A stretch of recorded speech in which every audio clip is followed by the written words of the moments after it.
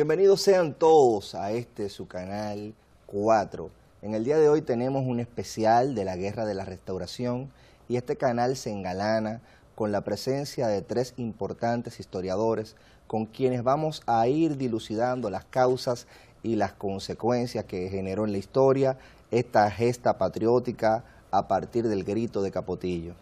Tenemos la grata presencia del general e historiador José Miguel Soto Jiménez, quien nos hace el honor de estar aquí con nosotros. De igual manera va a estar compartiendo en el día de hoy con nosotros el director de la Escuela de Historia de la UAS, el distinguido profesor Álvaro Camaño Santana, quien estará con nosotros dilucidando todo este tema. Y tenemos desde nuestra hermana República de Cuba, Carlos Rodríguez Almaguer, quien también va a darle un poco la perspectiva caribeña a esta gesta de liberación nacional que fue la guerra restauradora. Así que bienvenidos sean todos y vamos a ir al grano, vamos a ir ya entrando en materia. La primera pregunta que yo quisiera compartir con todos ustedes, y se la dirijo a usted, general, ¿cuáles son los antecedentes de esta gesta patriótica? Fíjate, yo quisiera comenzar para responder tu pregunta, primero agradecer la invitación y además la distinción de compartir con estos prestigiosos historiadores, ¿verdad? Y en una fecha tan especial, porque la fecha de la guerra, de la restauración de la República, es una fecha que tiene que ver mucho, no solamente con lo que fuimos, sino con lo que somos, ¿verdad? En todos sus aspectos. Y yo pienso que debo comenzar con unos versos del poeta portugués Miguel Torga, que él decía que la patria es un pedazo de suelo defendido. Y fíjate, si tú ves en una especie de cronología dónde nace la nación dominicana, yo creo que nace del ejercicio de esa defensa. Y fíjate que antes de ese evento, que es el evento de la invasión de Penn y Venables, en el 1655, antes cualquier pirata, se paraba ahí en la costa, tiraba 3 cañonazos y sometía, bueno, y eso pasó muchas veces, en una guerra imperial, ¿verdad? Pero resulta que el dominicano comenzó a defenderse, y comenzó a defenderse ante el abandono y el aislamiento de España, ¿verdad? Y entonces, gran parte de nuestro subdesarrollo actualmente se debe a esa inestabilidad de esa epopeya prolongada que nació en el 1655, tomó ribetes importantes con la primera gran victoria criolla contra los franceses en el 1691, y ahí va a haber una concatenación de ese ejercicio permanente de la defensa, y ahí nació precisamente los atributos de la dominicanidad. Pero se puede en general decir que nació ahí los atributos cuando tenemos el proceso de la reconquista, sí, que mientras en Latinoamérica se está mirando a liberarnos de España, nosotros volvemos. Los marxistas le llamarían a eso una alienación, porque eso no debió pasar, pero el camino está trillado, y eso tiene que ver mucho con la doctrina militar dominicana. Y cuando yo te hablé de doctrina militar, no piensa en las Fuerzas Armadas, piensa del pueblo en armas, ¿verdad? Se fue macerando una técnica militar que comenzó en esos eventos que te dije, pero después tuvo un gran resonar en lo que fue la reconquista, en la guerra contra Francia, y después la guerra contra Haití, la guerra de la separación, y finalmente la madurez de esa doctrina es en la guerra restauradora, que no podemos, y fíjate qué coincidencia más importante, en los aspectos de la especificidad de los distinguidos historiadores. La guerra restauradora es una guerra compleja, y te lo digo porque tiene que ver con sus antecedentes. Porque en primer lugar es una guerra, fíjate qué interesante en su caso, es una guerra fundamentalmente económica, de los ateros, que en el polo social y económico, contra los cosecheros de tabaco del norte. Ese es un aspecto de esa guerra y hay que encauzarla por ahí, ¿verdad? Con toda la fenomenología que eso implica. Y en otro lugar es una guerra política, y tú me dirás, bueno, pero todas las guerras son políticas, por lo que decía Clausi. La guerra es la continuación de la política por otros medios, ¿verdad? Bueno, pero es una guerra política porque es una guerra entre el partido conservador, el partido antinacional que preconizaba Pedro Santana y que preconizaba Buenaventura Báez, ¿verdad?, contra el sector progresista, liberal de la época, que eran los descendientes, cuando hablo de descendientes, estoy hablando socialmente, los descendientes de los trinitarios, ¿verdad?, de ese foco, de los trinitarios. Y en tercer lugar, yo te digo, y es una opinión muy personal y arriesgada, porque las comparaciones son peligrosas, siempre. Y yo creo que la guerra restauradora, ese es mi pensar, y como militar también, fue la guerra de liberación nacional más grande que ha tenido la República Dominicana. Es una guerra que despierta una dinámica social que no despertó la guerra de la independencia, que es nuestra guerra mayor, ¿verdad?, porque implica la fundación de la República.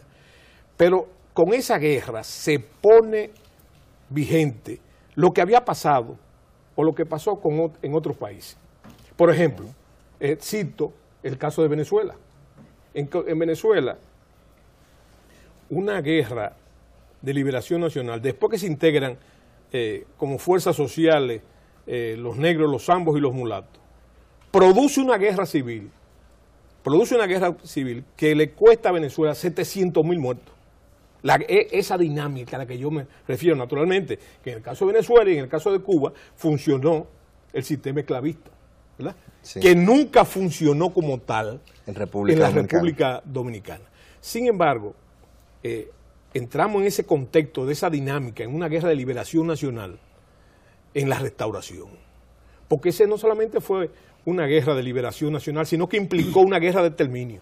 En términos dominicanos te puedo decir que los restauradores le prendieron fuego al país por los 4 costados. Y la velocidad de esa guerra, porque, óyeme, de Capotillo a Santiago, ¿verdad?, pasaron 15 días, y cuando pasaron esos 15 días el país entero estaba ya en guerra. Estaba en el sur el general Florentino y estaba en el este también se había incendiado la guerra, en la misma cuna del general Pedro Santana. O sea que es una guerra.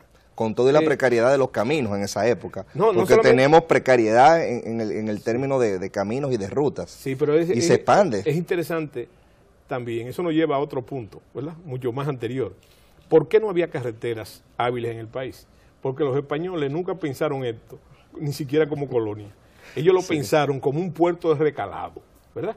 Y aquí las naves llegaban, cruzaban el Gran Charco, venían aquí, las dotaciones descansaban, se nutrían de agua y de la agricultura que había en los alrededores de la capital, ¿verdad?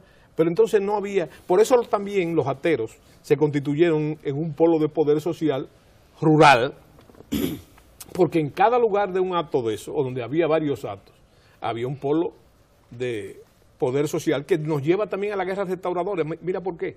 Porque los ateros se deciden a asaltar el poder político en el proceso de la independencia porque habían perdido ya su poder económico, ¿verdad? Y entonces hay que ver la guerra restauradora en esos 3 contextos, ¿verdad? El económico y el antillano, porque el antillano, fíjate un detalle interesante, tenemos que ver con el primer factor que yo mencioné. Es una cosa que el historiador cubano debe saber lo mejor que yo. Una vez se marca la adultez de la doctrina militar dominicana, se exporta a Cuba. Y tú me dirás, no, pero en Cuba había centrales, azucareros y había el machete. Pero el cubano, antes de la guerra grande, no usaba el machete como lo usábamos nosotros. Nosotros lo usábamos como prótesis. Era para el trabajo laboral, pero trabajo. Y por eso el dominicano, hasta nuestro día, lo usa en el cinto. El cubano iba a su parcela con su machete en la mano, ¿verdad? Nunca lo vio como un arma como tal. ¿Y quiénes llevan, después con esa técnica, se ha madurado esa doctrina? ¿Quién lleva a Cuba la técnica de esa doctrina? No solamente Máximo Gómez, el mismo Máximo Gómez en su diario dice, ay, si no hubiera muerto el valiente Luis Marcano. De ese Máximo Gómez que se ha hablado y no se hablará nunca. De varios dominicanos, entre ellos Modesto Díaz, no importa el bando, ¿verdad?, que llevaron eso a Cuba, ¿verdad? Y entonces, esa es la madurez. Bueno, pero es una doctrina que en Argentina lo saludan, cuando la guerra cubana, lo saludan a Máximo Gómez como el Napoleón de la guerrilla, el Napoleón de la guerrilla. Y el mismo Mao Zedong era un admirador de la técnica guerrillera de Máximo Gómez. Realmente creo que en el London News sale publicado que Máximo Gómez sería el Napoleón de las guerrillas. Sí. Usted tocó un aspecto que me gustaría también profundizar con el profesor Álvaro Camaño, y tiene que ver con la guerra económica o por el dominio del poder entre ateros y cosecheros de tabaco. Entonces me gustaría ver, profesor, qué circunstancias económicas en la Primera República llevan o generan la anexión a España y provocan a su vez la guerra de restauración. Bien, gracias por la invitación. Me siento muy contento de tener dos figuras como el general Soto Jiménez y Carlos Armaguer conmigo acá. Es un espacio para analizar ese problema tan complejo que ha sido la guerra de la restauración y el proceso de desarrollo histórico nuestro a partir de la independencia nacional. Lo primero es que la política se define como ciencia que estudia la estructura del poder, la dinámica del poder, y el poder se define como la capacidad que tienen algunos de que otros hagan lo que ellos quieren que se hagan. Ya decía el general que la guerra no es más que la continuación de la política por otros medios. Y yo comparto perfectamente ese concepto y entiendo que ocurrieron hechos trascendentes que iban a llevar al derrotero más tarde de lo que sería la guerra de la restauración. Lo primero es la parte económica nuestra. Recordemos que hasta 1857 ocurrió la famosa revolución del tabaco del Cibao, que es lo que provoca el despertar de ese gigante a la lucha política nacional, porque hasta ese momento los presidentes habían sido del sur del país. El Cibao no había aportado un presidente, pero ya en ese momento tenemos a Desiderio Valverde y a Benigno Filomeno Rojas dirigiendo una república seccionada en el territorio nacional que se conocía como la República del Cibao, mientras que en el sur estaba la República Dominicana, garantizada constitucionalmente hasta ese momento y que la dirigía Buenaventura Báez. Los cibaeños en 1858 crearon la Constitución de Moca, que se conoce como una de las más liberales de la historia dominicana. Quiere decir que tenemos en un mismo territorio dos estados. ¿Qué va a pasar? La incapacidad de los hombres del Cibao para sacar a Báez del poder va a posibilitar que hagan contacto con Santana y que Santana venga a reforzar el cerco que se le tenía a la ciudad, ayudando al general Franco Vidó, que era quien comandaba el cerco de la ciudad capital. Báez, al enterarse de que Santana y que Santana no iba a jugar con él si caía en sus manos, pues Báez prácticamente claudica, se sube a una fragata inglesa, se va a Puerto Rico, se lleva su dinero, su tabaco y se va a dar la buena vida. Pero ¿cuál es la consecuencia de ese hecho? Al arruinar a los cosecheros de tabaco del Cibao, Báez, con una emisión inorgánica que mal contada casi llega a los 40 millones de pesos sin respaldo, dejó prácticamente colapsada el sistema monetario nuestro.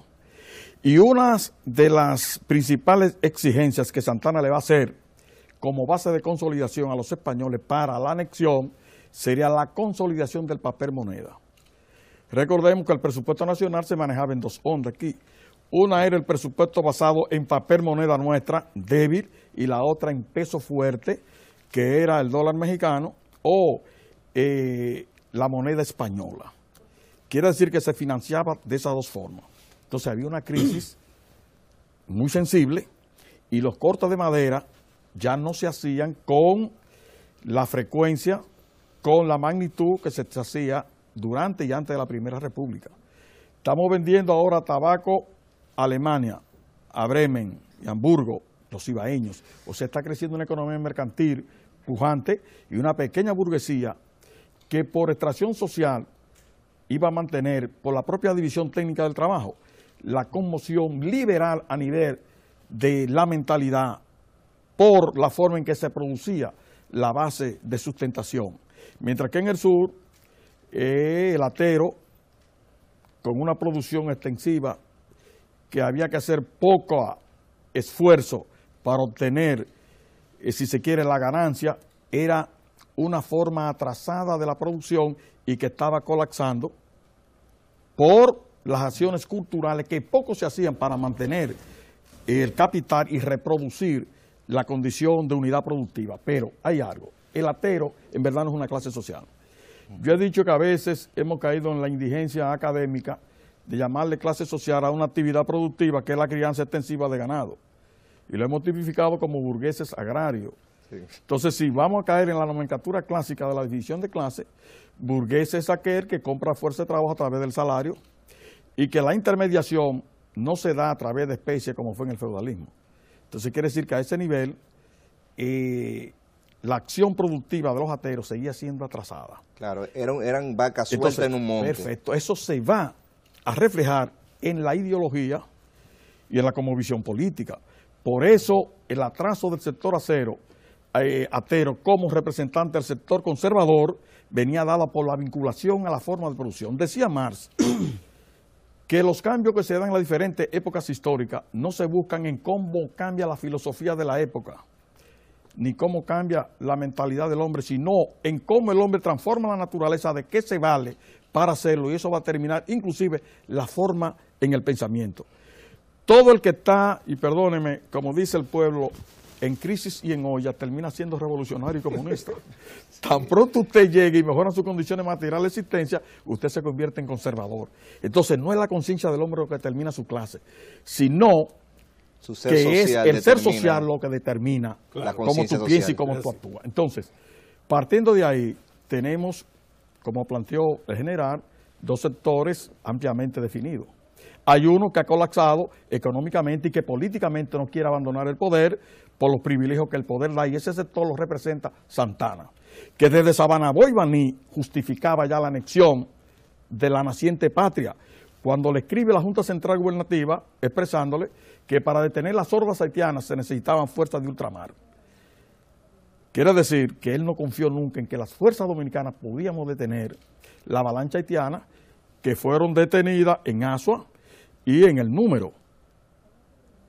Sí. Luego vino la desmoralización de las tropas azuanas, más el triunfo en el norte, y se había evidenciado que nosotros sí podíamos ya con los haitianos y que podemos defender la nación como conjunto étnico-poblacional que comparte una misma cultura, una misma comunidad idiomática, se asienta en un mismo territorio y es capaz de reproducir de manera permanente las condiciones materiales de existencia. Teníamos un destino común, teníamos lengua, teníamos arraigo cultural, pertenencia, y habíamos defendido el territorio, que es el país. El territorio es donde la nación se asienta y es lo que tiene carácter soberano en el concierto de naciones libres del mundo. Teníamos eso, teníamos la nación que todavía hoy sigue en construcción.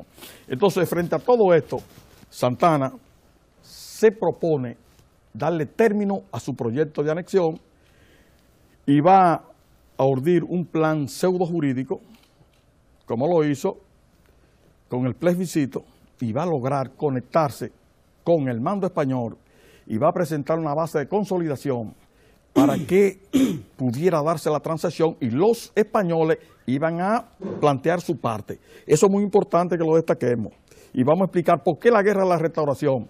Si la anexión es el 18 de marzo de 1861, la guerra en sí como guerra estalla en 1863. ¿Qué pasa en ese trajín? Que sí hubieron movimientos precursores, pero que no cuajaron para incendiar la pradera, como planteaba el general Soto Jiménez aquí. Entonces, ¿qué va a pasar? Le estamos pidiendo a los españoles, primero, consolide la moneda a una tasa justa de 300 por un peso fuerte. Le estamos pidiendo a los españoles, no impongan la esclavitud. Le estamos pidiendo a los españoles, den el mismo derecho que tienen los ciudadanos españoles en España. Le estamos pidiendo a los españoles que incorporen el ejército nuestro al ejército imperial español. Y un conjunto de cosas que no se dieron, que los españoles no respetaron. Ahora, ¿qué nos ofrecían los españoles a nosotros? El primer encanto, le vamos a construir un ferrocarril que sin curvale la parte española. Ese ferrocarril no existía en España en ese momento, pero sí lo tenían en Cuba. Entonces nos estaban vendiendo el progreso de Cuba. le vamos a ampliar el puerto a Santo Domingo para que barcos de alto calado puedan llegar. Le vamos a construir urbanizaciones para que ustedes vivan como la gente. Profesor, una pregunta que siempre me he hecho en ese sentido. ¿Qué evitó que una vez producida la anexión, España intentara reproducir el modelo que había funcionado en Cuba, en República Dominicana? Porque está interesantísimo, como usted señala, que hubo las promesas del ferrocarril, que ya lo tenía Cuba desde 1838, pero que España no lo tienen ellos, pero tampoco lo traen para acá, para exportarnos como colonia. O sea, la incidencia que pudo tener el no cumplir esas promesas de expectativa económica, porque también es cierto que no hubo, que si bien hubo rebeliones inmediatas contra la anexión, como la de Francisco del Rosario Sánchez, José Contreras, Cayetano Velázquez, ajá, y el propio Francisco. Pero no hubo una Sánchez. Cuestión generalizada, claro, de la población, porque todavía no habían cuajado los factores que señalaba el general del tema racial, el tema político. Pero ¿qué impidió que los españoles no extrapolaran acá ese modelo cubano? Mire, lo primero es que la fuerza productiva nuestra no estaban a la altura del modelo esclavista que existía en Cuba. Lo segundo era que éramos una república y ya habíamos luchado y nos habíamos emancipado de Haití. Lo segundo era que aquí teníamos ya una clase dominante, buena o mala, que se identificó con el proyecto, y lo segundo fue el cebo que España nos vende del progreso. Entonces, ¿qué va a pasar? Que el pueblo esperó 3 años a que llegara el progreso y el progreso no llegó. Ahora, ¿qué pasó? La carga impositiva que se le impuso al pueblo dominicano fue tan grande que el aparato productivo era incapaz de solventarla. Y ese era un hándicap para la economía y para el progreso social que se esperaba. Lo segundo es que no truquearon con el cambio de la moneda. Te ponían un día entero en el sol a que te esperara y luego la gente se desesperaba y cambiaba la moneda por lo que te dieran. Lo segundo fue que como el ejército imperial español iba a incorporar al ejército dominicano en el ejército imperial, si teníamos más generales que todo lo que tenía España en la armada. Y segundo, el nivel de preparación era de un zapatero, de un carnicero, no tenían experiencia militar la gente nuestra. Y la experiencia que tenían la ganaron en la batalla que se había librado contra Haití. Y los rangos militares se llegaron a dar sin méritos y lo dio la Junta Central Gubernativa sin experiencia de guerra. Quiere decir que a todo esto, más el nivel sociocultural nuestro no era asimilado por el gobierno español aquí. O sea, todo eso hizo que se despreciara, inclusive el clero nuestro. Decían los españoles que teníamos un clero chulámbricos, que la locura nuestra era pegándole muchachos a las mujeres y que no los reconocían. Sí. Y por eso van a traer a Bienvenido Monzón, quien dijo que todo aquel que tuviera 2 mujeres estaba en estado de fornicación. Cuando el concubinato era una norma. Recuerda que el campesinado nuestro, si tiene 3 parcelas, tiene 3 mujeres y sus hijos que se la cuidan. Si tú te casabas con uno, tú legitimizabas esos hijos y los otros se iban fuera del patrimonio y de la herencia. Por eso los campesinos también se iban a rebelar, iban a apoyar lo que sería la lucha más tarde, la ley de bagaje, que había que llevar a los soldados españoles 10 kilómetros antes de llegar a un pueblo, irlo a buscar con los mulos, los burros y los caballos, cargarlo con su pertrecho de guerra y luego sacarlo 10 kilómetros después. ¿Qué va a pasar? Que no devolvían los caballos ni los burros. Y si tú perdí un burro, un caballo, es igual que tú perdí un camión Mack ahora. Claro. Porque con eso tú llevabas a los puertos, a las ciudades y a los caminos vecinales la producción agrícola que se iba a dañar. Quiere decir, señores, que fue totalmente leccionado los intereses económicos del pueblo dominicano, lo que iba a propiciar más tarde lo que sería la guerra de la restauración. Ahora, los verdaderos patriotas no esperaron a que eso sucediera, José Contreras no lo esperó. Y ahora nos toca el honor de compartir también con otro gran amigo, historiador, Carlos Rodríguez Almaguer, quien está aquí con nosotros para darnos un poquito esa perspectiva caribeña.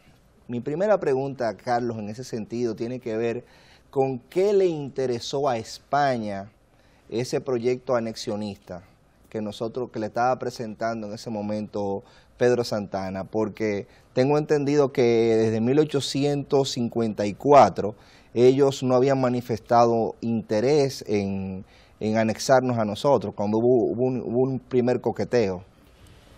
Bueno, saludo a la audiencia y gracias por invitarnos. Es un honor igual estar en compañía de estos brillantes historiadores, General Soto Jiménez, y el profesor Álvaro Camaño. Esta historia, a grandes rasgos, es la continuación del mismo proceso de independencia de América que comienza, sabemos, en 1810 con Bolívar y los demás grandes libertadores.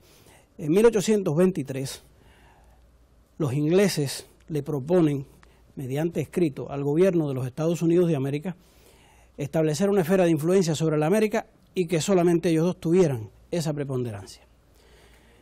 La respuesta de los Estados Unidos no fue bilateral, fue el discurso del presidente Monroe sobre el Estado de la Unión, en el que se proclama la doctrina que había escrito John Quincy Adams, pero que adquirió el apellido del presidente Monroe. América, para los americanos, es el lema ambiguo de la doctrina Monroe, que comienza a partir de ese año, en el que le da preponderancia a los Estados Unidos sobre América y sobre todo evita que las potencias, las otroras metrópolis europeas, trataran de reconquistar sus antiguas posesiones en América, salvo España, que mantenía todavía Cuba y Puerto Rico, específicamente hablando de la América hispana. En el año 60, 1860, termina con el inicio de la secesión de algunos estados del sur de la Unión Americana, que se completará en febrero con la unión de nuevos estados y la proclamación de los Estados Confederados del Sur, y el inicio al mismo tiempo de la Guerra de Secesión de los Estados Unidos. Entre el año 61 y el año 69 ocurren en un mismo espacio geográfico, es decir, entre los Estados Unidos y el Pacífico de Perú, Chile, etcétera, varios acontecimientos que es imposible que estén inconexos. Y en ese contexto del inicio de la Guerra de Secesión de los Estados Unidos, de la Convención de Londres en la que Inglaterra, Francia y España pactan intervenir en México, invadir Veracruz, ante el hecho real de la suspensión del pago de la deuda por el presidente Benito Juárez, dado el estado depauperado en que había quedado la economía mexicana, y ordena la suspensión del pago de la deuda. Para tratar de reivindicar el pago de la deuda, España, Inglaterra, Francia invaden el puerto de Veracruz y ocupan ese puerto. Presionan a Juárez y Juárez se ve obligado a continuar el pago de la deuda. Inglaterra y España se dan por satisfechas y regresan. Algunos de los vapores, de los barcos que participan en la ocupación, en el bloqueo del puerto de Veracruz y en los desembarcos allí, están después en La Habana. Y algunos de esos barcos participan en el envío de tropas de La Habana hacia Santo Domingo para hacer efectiva la anexión en el 61. Es decir, hay actores que están moviéndose en el mismo escenario, pero dada una magnitud geopolítica que trasciende los conflictos nacionales que se están dando tanto en México con la guerra de Juárez, la famosa guerra de la Reforma, como lo que ya se ha explicado aquí brillantemente por el general y por el profesor Camaño. Es decir, la idea de establecer una base de operaciones en el Caribe era un pivote de España ante este nuevo intento de reconquista de América. Ya dije que de México se habían retirado Inglaterra y España, complacido con la reanudación del pago de la deuda, pero la Francia de Napoleón III se mantuvo allí. Ya habían decretado ellos la conquista de México, y apoyado por algunos mexicanos que habían cruzado el Atlántico tocando en las puertas de las casas reales europeas para ver quién estaba dispuesto a instaurar, a reivindicar al antiguo imperio de Iturbide en México, entre los que, dicho sea de paso, hay una triste presencia allí, está un hijo de José María Morelos. Entre esos mexicanos que no están de acuerdo con Juárez y que van tocando puertas en Europa a ver si algún príncipe heredero de las casas reales europeas se decide a instaurar un nuevo imperio en México, hay un hijo de José María Morelos. Bueno, ese hecho provoca la invasión francesa a México y el inicio de esa guerra patria mexicana en el mismo año 61. En abril del 61, como ya dije, arranca la revolución, la guerra de secesión norteamericana, que terminará en abril del 65. Es decir, en ese periodo los Estados Unidos están maniatados, no pueden poner en práctica la doctrina Monroe, no pueden hacer efectiva la doctrina Monroe, y estas potencias europeas han visto la oportunidad de la reconquista americana. De manera que España, por supuesto, que por mediación de su capitán general en Cuba, general Serrano, que había estado al habla todo el tiempo con Santana, llegan al el acuerdo de anexarse la República Dominicana, más o menos con la idea de una base de operaciones en el Caribe que pudiera servir de avituallamiento, etcétera, etcétera, porque la misma manera en que se hace efectiva la anexión demuestra el poco interés que tenía España en el desarrollo del país. Y de ahí el por qué la guerra estalla 3 años después, sí, 2 años después. En el 61 la anexión, en el 63 estalla la guerra. Con esos constantes intentos revolucionarios que se dan, dada la conciencia que un grupo de personas tiene. Pero la mayoría está esperando la mejoría económica. Claro. Que un no modelo se hace que no llega. Y en febrero explota esa guerra.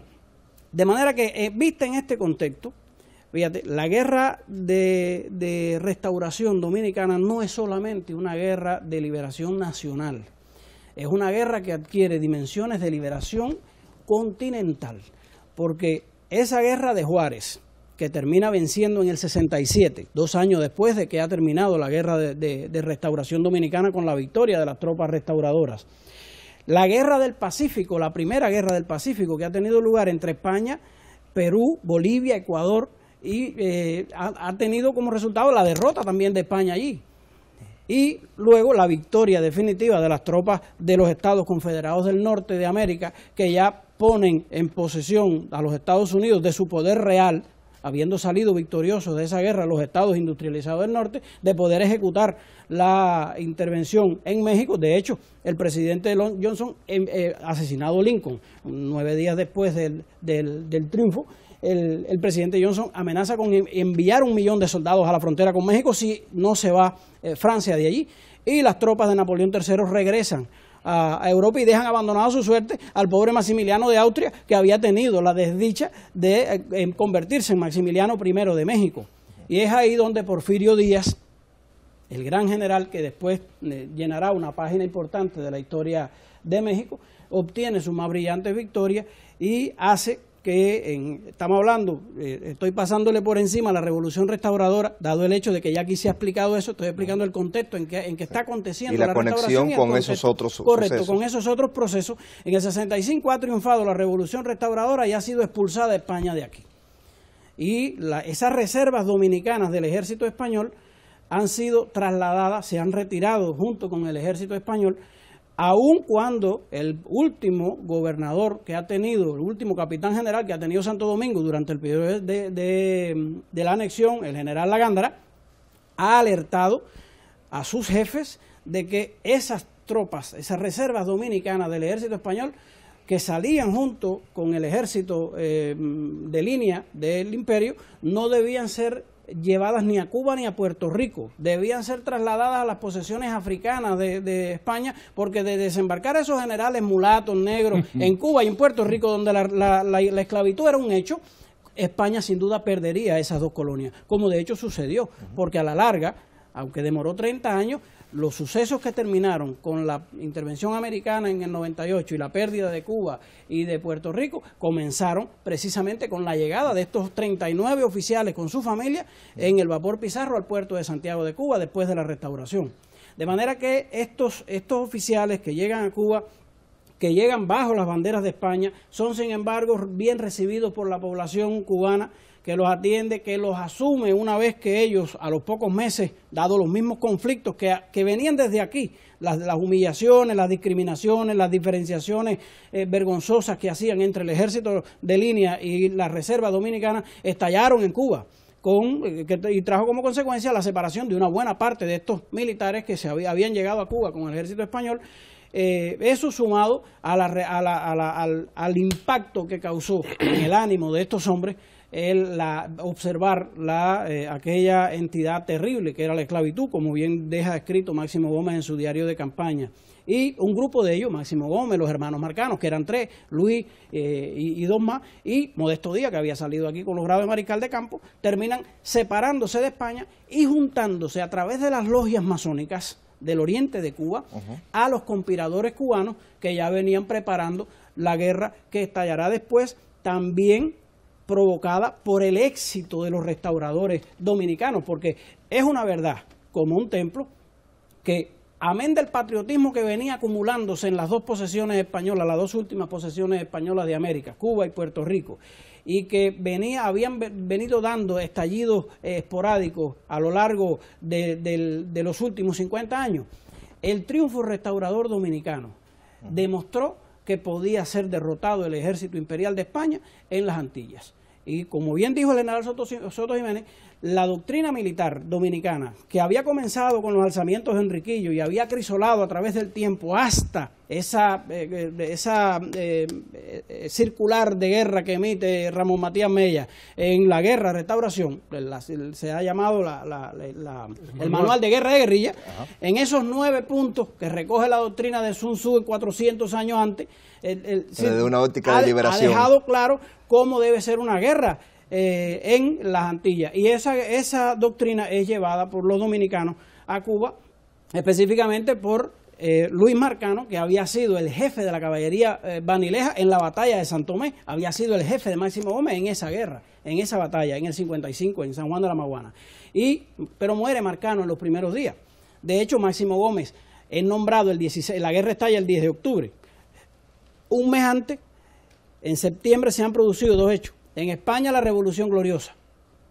Y como fruto también de esa revolución, en España se da el Grito de Lares el 23 de septiembre. Están cumpliendo este año 150 años de esos 2 acontecimientos.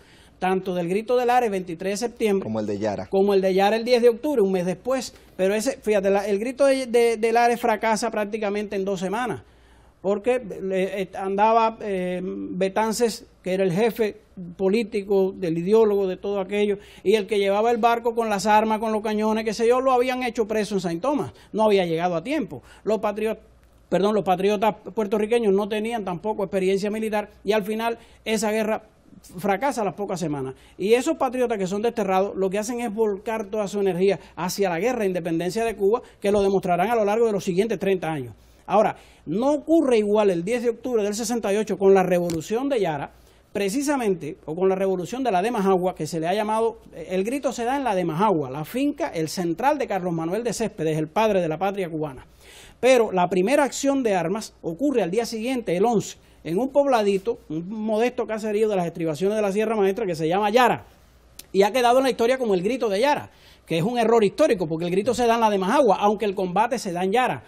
Pero imagínate que son más de 200 hombres, casi 300 hombres, los que van con Céspedes hacia allí, y ahí va Marcano.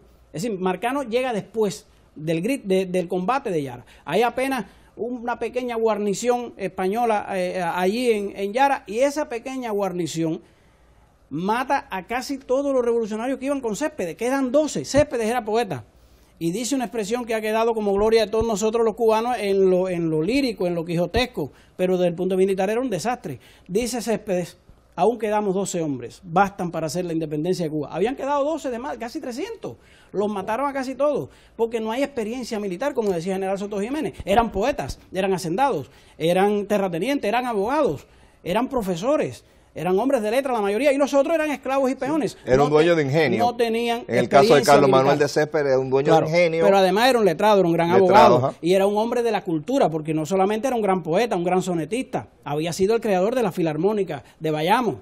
Era un hombre que promovía el teatro. Es decir, eran hombres cultos, era una cultura pero enorme. Destaco lo de dueño de ingenio, porque es un perfil diferente al de Pedro Santana, que es jefe directo de peones. Bueno, entonces el don de mando se desarrolla en facetas diferentes. Fíjate, en el caso de uno y de otro. En el primer acto de la independencia de Cuba, lo primero que hace Céspedes en la mañana, en el amanecer del 10 de octubre del 68, es proclamar la independencia y acto seguido la libertad de sus esclavos. Abolir la esclavitud. Abolir la esclavitud. Algo que no hicieron los sureños norteamericanos, que eran dueños de esclavos y no tuvieron la visión del desarrollo de la fuerza productiva, de que un sistema superior indicaba que fueran libres. Y no lo habían hecho tampoco los patriotas suramericanos. Hablábamos antes de empezar el programa, no lo hizo Bolívar, ni en la Primera ni en la Segunda República. Por eso Boves llega a caudillar a todos esos esclavos y a esos peones de los llanos venezolanos, y ante esa fuerza enorme, acaudillada por un líder tenaz y sanguinario como Boves, llegan a poner fin a la Segunda República. Y es en la Tercera República, después de la ayuda de los haitianos, después de Petión, y después de toda esa historia, en que ellos aprenden que la guerra tiene que ser una guerra total, no puede ser una guerra de casta, tiene que ser una guerra total. Es el miedo a la guerra social que decía Juan Bosch aquí. Claro, ¿qué ha pasado entonces en Cuba? Que esa guerra que ha comenzado con un grito romántico, con un primer fracaso militar, se salva gracias a la pericia de estos oficiales dominicanos que han paradójicamente llegado allí a la sombra de las banderas de España, pero que se convierten luego en los maestros del arte militar cubano y permiten que esa guerra dure 10 años. 10 años y terminan casi en empate, porque quien vence en esa guerra es la división de los mismos cubanos, la falta de acuerdo entre los mismos cubanos. Eso es lo que vence en esa guerra. España no venció a Cuba. Decía Martí en uno de sus encendidos discursos en Nueva York en 1880, la espada no nos la quitó nadie de la mano, la dejamos caer nosotros. Sí. Dice Martí eso. Y esa guerra triunfa, repito, gracias a esa enseñanza militar de los dominicanos. En el periodo entre guerras, en el periodo, vamos a obviar la guerra chiquita de 1880 a 1881, en la que no participa Máximo Gómez, está fuera, sino ya en la preparación de la guerra necesaria, la guerra de Martí, la guerra del 1895, no hay acuerdo entre los generales cubanos hasta que la propuesta de dirigir la nueva guerra es Máximo Gómez. Y entonces se acuerda que sea Máximo Gómez el general en jefe del Ejército Libertador de Cuba para la última guerra de independencia, por encima de los demás generales cubanos que tenían el total respaldo del pueblo, pero que entre ellos no se ponían de acuerdo. Sin embargo, con el genio político de Martí y el prestigio militar de Máximo Gómez, son los que logran que finalmente las fuerzas cubanas se concentren para tratar de hacer a Cuba libre. De manera que la guerra restauradora dominicana ha sido más analizada hacia lo interno que hacia lo externo.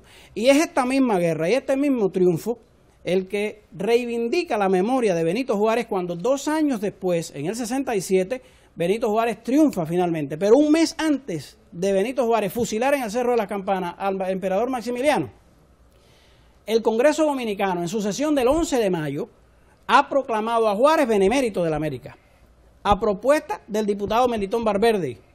Y eso lo recoge el periódico El Monitor, en una reseña de la sesión del Congreso Dominicano del 11 de mayo y en la explicación total de cómo había sido esa sesión y publicada en el mismo periódico El Monitor de aquí de Santo Domingo el 25 de julio de ese mismo año. De manera que luego, con mucha razón, en la carta que Luperón le enviará al general Grant, cuando los 6 años, de la guerra de los 6 años contra Báez, en la que le reprocha la actitud del gobierno americano contra el vapor telégrafo y contra los patriotas que están impidiendo el proyecto nuevo de anexión de Báez con Grant, Luperón le dice que no en vano el Congreso Dominicano en el año 67 había nombrado a Juárez benemérito de la América.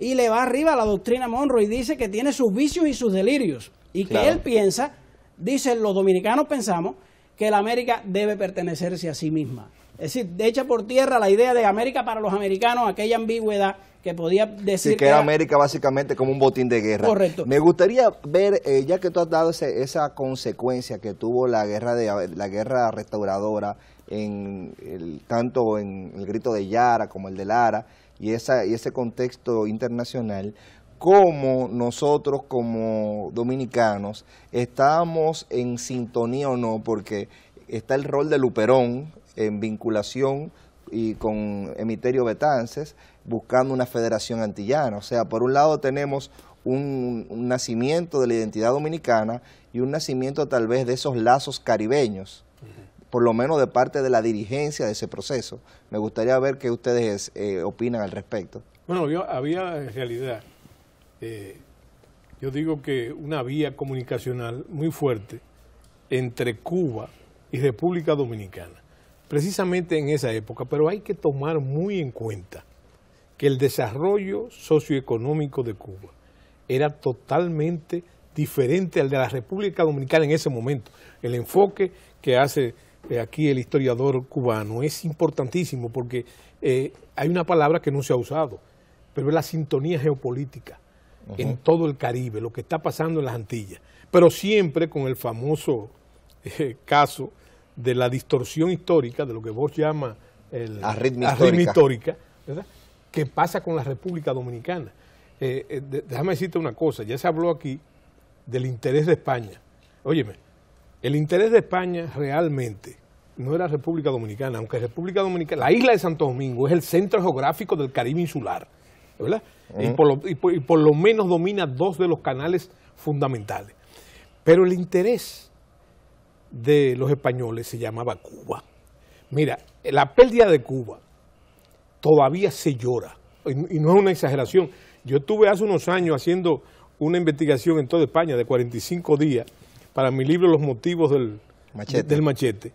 Óyeme, y en Cádiz, yo oía todavía, más se perdió en España, más se perdió en Cuba. O sea, es un dolor, y no es un dolor sentimental, como lo quieren pintar, es un dolor económico, porque fíjate, que es una cosa que tenemos que mencionar los dominicanos, a diferencia de todos los países del área, incluyendo América del Sur, no hemos tenido una guerra de independencia. Nosotros hemos tenido varias guerras de independencia, varias. La última, y es lo que nos ocupa, es la restauración. Pero déjame decirte, cada cual, es un fenómeno de la época decimonónica, tuvo su guerra de independencia.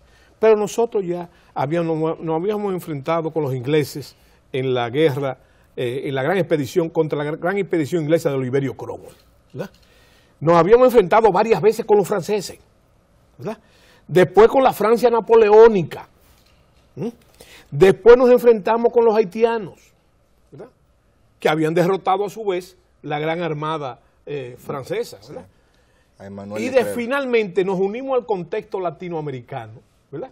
De forma tardía, más tardía Cuba después, pero con la guerra restauradora, que fue la guerra contra España. Entonces, yo lo que te digo, que tú dices, ¿habría conciencia en la República Dominicana de esa realidad? No había conciencia de esa realidad. Había una intuición de afectos, ¿verdad? Y fíjate que es interesante, más con Cuba que con Puerto Rico, ¿verdad? Porque hay que tomar en cuenta también que Puerto Rico siguió bajo la égida de España hasta la guerra hispanoamericana, ¿verdad? Y entonces, tú dirás, sí, pero la cercanía, no. Había unos lazos, sobre todo por la política. Había muchos exilados dominicanos que se fueron a Cuba. Siempre había ese tránsito. Y sobre el caso mexicano, hablábamos ahorita de la importancia de las épocas, esa coincidencia de las épocas. Mira, y hay fechas que son interesantes, no solamente en el 61, porque es de rigor. La restauración, la anexión y la guerra restauradora ocupan precisamente la época de la guerra de secesión norteamericana. Comienza en el 61 el problema, termina en el 65 la guerra. Pero fíjate, hay una fecha que a mí me llama mucho la atención, que es el 1847.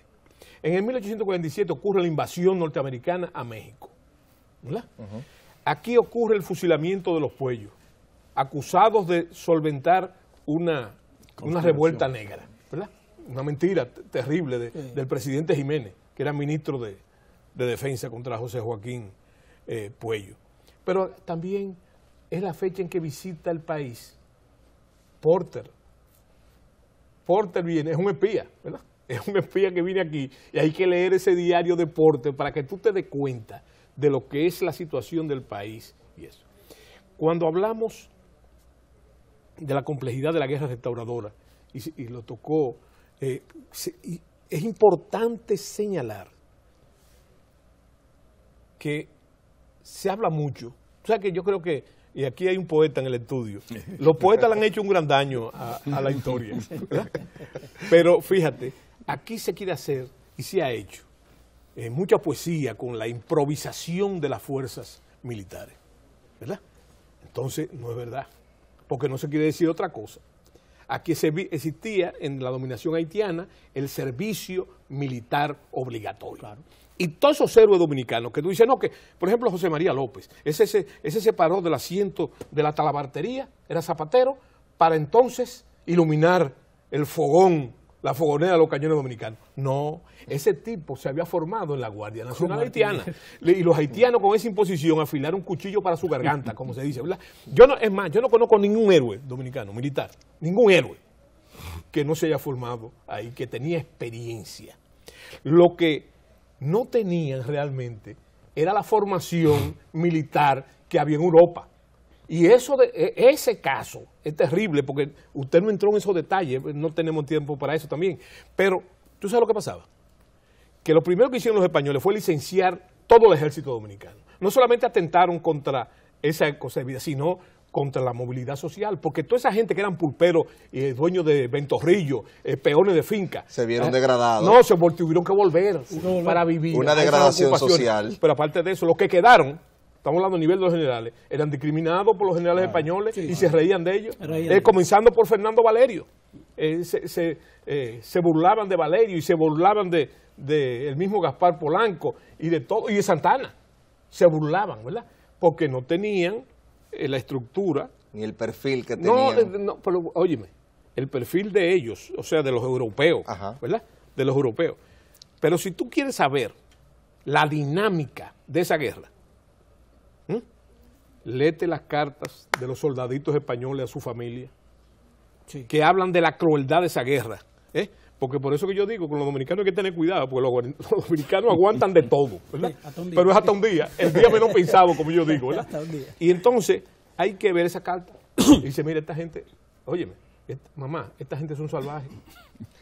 Basta que uno se retire a orinar o a hacer un espacio, si se quedó atrás, lo picotean a machete, ¿verdad?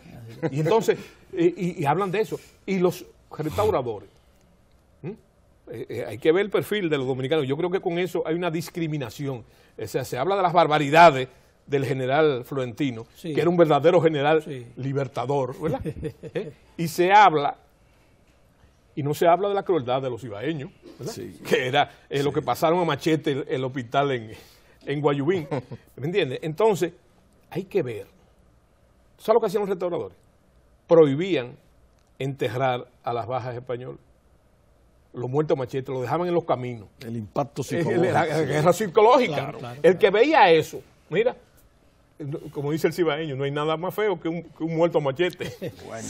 Máximo Gómez decía que el soldado español le tenía más miedo al machete que al disparo, porque la vara no la veía. Pero claro, y no se comprende la razón del por qué el machete se hace desde la cincuentena se convierte, y sobre todo la cimarronada, que lo usaban los esclavos era que usaban el machete. Óyeme, era el problema logístico, el problema económico. Claro. Aquí no había fábrica de armas, ni había artesanía de armas. Y entonces, por su parte, los europeos habían perdido ya el uso del dispositivo defensivo. Porque cuando el arma blanca, la espada, el sable, la machiara, era el arma, entonces había escudo y había toda una armadura. Toda una armadura. Pero desde que entró el fusil, el mosquete, ya no había nada de eso. Y cada vez que un dominicano de eso le pegaba la cuestión, un español de eso, mira, era terrible, porque un machete vaciado de eso equivalía a la pérdida de un brazo. La primera carga de machete de Máximo Gómez. Pero decía Ramón González Tabla, que fue capitán ingeniero de las tropas españolas, que el dominicano era cruel con el machete. Inclusive, muchos soltaban el fusil para usar el machete, que era la extensión del brazo. Entraban dentro de las líneas enemigas y sembraban el terror. Claro. Entonces, era no dejarlo descansar. Cuando se cansan, lo agobiaban. Y después que querían descansar, entonces... Y el que se queda atrás se muere. Se muere. La primera carga del machete que da Máximo Gómez el 26 de octubre del 68, es decir, 16 días después de haber empezado la guerra de los 10 años, la guerra grande, provocó un efecto psicológico tan grande en el ejército español que durante 3 meses no salieron al campo. Y esos fueron los 3 meses que aprovechó la revolución para fortalecerse, porque todos los muchachos de la ciudad y de las universidades vinieron al campo a nutrir la fila del ejército. Y déjame decir una cosa, que eso que se mencionó aquí, muy importante, que mencionó Álvaro, óyeme, la escuela, porque la gente se cree que todo viene por la cosa de la poesía. Óyeme, señores, esos restauradores, porque la restauración también fue una guerra civil. Sí, fue una guerra civil, claro. Déjame decirte, esos restauradores habían sido soldados en la guerra, se habían fogueado en la guerra de independencia, no como oficial la mayoría, sino como alistado, y tenían ese fogueo de la guerra de independencia. Y el caso que no se ha mencionado aquí también, tú lo mencionaste de Soslayo, que los que llevaron la doctrina militar dominicana a Cuba no pelearon en el bando patriota, sino en los otros. Y yo no sé todavía, yo me pregunto, es más, esta mañana me lo estaba preguntando yo, en una mini tertulia que teníamos, ¿cómo se le salvó Luperón y Máximo Gómez a Florentino? Máximo Gómez caído prisionero después de la batalla de Paya, ¿verdad? Y algo le vio a Florentino, Florentino que fusilaba a todo el mundo. A todo el mundo. ¿Verdad? No solamente a los españoles, sino a los que apoyaban a los españoles. Entonces, se le salva Máximo Gómez siendo capitán, pero Luperón que lleva una carta Así del mismo. gobierno de Santiago al sur, ¿verdad? Y la carta que él no leyó, lo que decía era que a su llegada lo fusilaron inmediatamente, ¿verdad? Y entonces Florentino, Le da la carta a leer. ¿no? Le dice, mira, esta gente quiere que te fusile, pero a mí no me da la gana de fusilarte porque él tenía un problema de contradicción con los ibaeños. Y le dice, ¿qué usted cree? Y Luperón le responde con esa hombría de Luperón, si yo fuera usted, ya estuviera muerto. Sí. Si ya lo hubiera fusilado, Sí, exactamente. hubiera cumplido la orden. Señores, lamentablemente el tiempo se nos ha agotado. Este ha sido un programa exquisito y vamos a tener que buscar la manera de hacer otra entrega de este programa, porque por lo que veo surgieron muchísimos ingredientes nuevos que son un verdadero manjar para quienes amamos la historia a fines de no volverla a repetir. Así que muchas gracias por su compañía, muchas gracias a ustedes por este interesantísimo programa. Creo que ha sido un programa histórico, no por solamente tratar una gesta histórica, sino por la calidad y la profundidad de los análisis que se hicieron y que lamentablemente en televisión no siempre da el tiempo para tratar a profundidad estos temas. Así que muchas gracias por su compañía y esto fue todo por este programa especial de la Gesta de la Restauración.